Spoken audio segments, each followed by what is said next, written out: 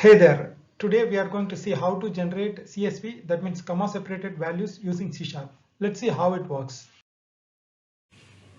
Here is a simple requirement. Suppose we are in need to generate a SQL statement like what we are having like this. Select star from orders where status in NO, AO and SO. Where the status orders will be, status codes will be stored in the list of string, and we need to generate. How we can do it traditionally, we'll see. The traditional solution for the previously asked requirement is we are passing the list of string to this traditional solution method.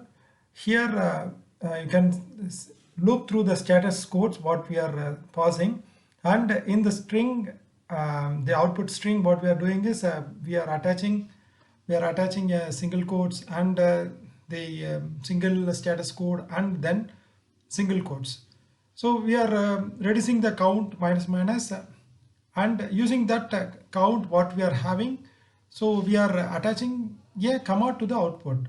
So this is critical to avoid the last character comma. So this is a traditional way. Let's see what is the output is. You can see that the output is select star from orders where status in NO, AO and SO. This is the expected result. Even though we are getting the preferred output, there are more simple ways to achieve this type of output. Let's see how it is. So here is the new logic for the same output what you have achieved using the traditional logic. So here what we are getting is string output SQL. We are setting the same output SQL, and here what we are doing is string.join. In the double quotes we are assigning a comma, and the status codes, that is a list of string dot select. Got a little bit of link here.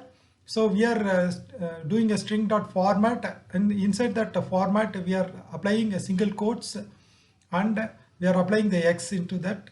So this is the one line solution for the previously achieved output.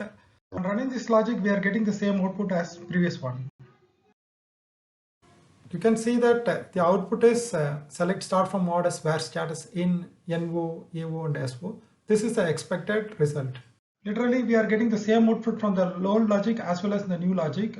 The only thing is we are reducing the effort time to write the code, and the code is little elegant. Let's move further with introducing classes. So we are introducing one class called orders, and this is simple class with integer order ID and a string order status, and a constructor which is expecting order ID and status. Here we are creating a list of orders, and each order will contain the status codes what we have seen before. Let's see how to handle this list of orders collection in the new logic. In the classes involved new logic, what we are having is the same thing as the previous logic, but only thing is what we have introduced is instead of X, we are introducing X dot order status, since that class is containing this order status. Let's see what is the output for this new logic. You can see that the output is select star from orders where status in NO, AO and SO. This is the expected result. The output is same in this logic also. In this video, we have seen how to do a string manipulation in C# by creating CSV string using traditional method, as well as new single line solution for the same output. Also, we have seen how to handle the CSV generation if the classes and collections are involved. I hope this video has helped you. Keep watching. Thank you. See you in the next video.